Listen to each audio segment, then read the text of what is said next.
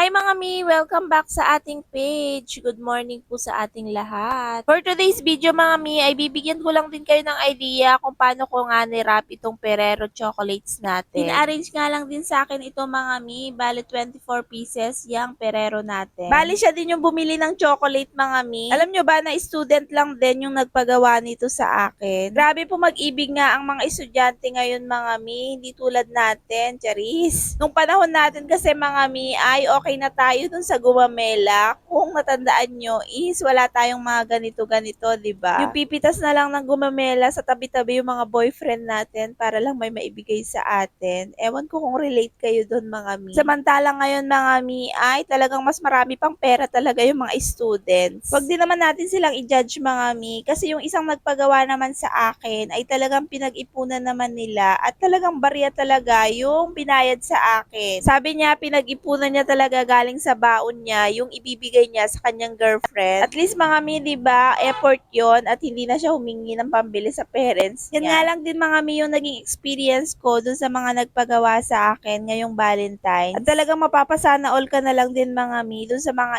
efforts ng mga batang ito. Kaya naman mga mi ay talagang ginalingan ko rin para hindi rin naman masayang yung mga binayad nila sa atin, di ba? Yung plano kong ilalapag ko nga yung mga paninda ko at mga nagawa ko mga mi is wala na rin akong nailapag. Kasi bawat post ko dun sa mga onhan ko mga mi ay mayat maya mga mi ay na-order na at nabibili rin naman agad. Tapos may taga-benta rin ako mga mi, yung kuya ko. Kaya wala rin talaga akong latag serye ngayon mga mi. Habang nga nagbebenta siya mga mi at nauubos ay ako naman is gawa lang din naman ako ng gawa dito sa bahay. Back to tutorial mga mi, as you can see is ganyan nga yung ginawa ko dyan sa mga Ferrero chocolates natin. Isa-isa ko nga yan na ginanyan, nirap ko nga lang din ng plastic. Tapos nilagyan natin ng snow dust. Syempre mga mi, mabigat din naman yan. Ganyan ko nga lang din tinusok sa styro. Binalance ko lang at minake sure ko mga mi na hindi matatanggal yung stick. Syempre sayang din naman mga mi kapag mahuhulog nga yung mga chocolates, diba? Then panoorin nyo na nga lang din mga mi kung paano ko ito nirap.